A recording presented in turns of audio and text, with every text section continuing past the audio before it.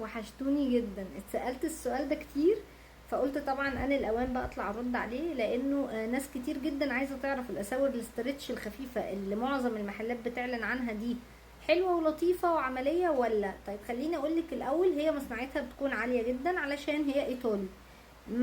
الديزاين او الشكل او التكنيك ده من الاساور اللي هي عامله زي السوسته زي الاسترتش كده بالظبط، ما بتتعملش في مصر او مش موجوده في مصر.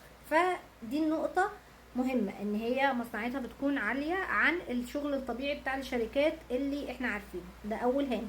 تاني هام، هي لو اتشدت بشكل معين ولا قدر الله اتقطعت من ايدك، بنفترض في اي حاجه هي خفيفه او زنها خفيفه، فهي لو اتشدت بشكل معين واتقطعت وهي ممطوطه كده، صعب ان هي ترجع تاني تتلحم.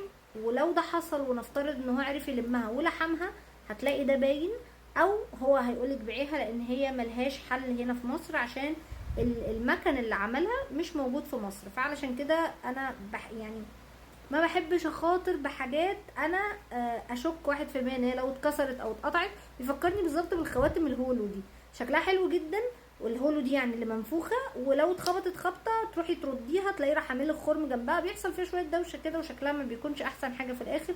هي زيها زي الاساور الاسترتش، فالقرار ليكي.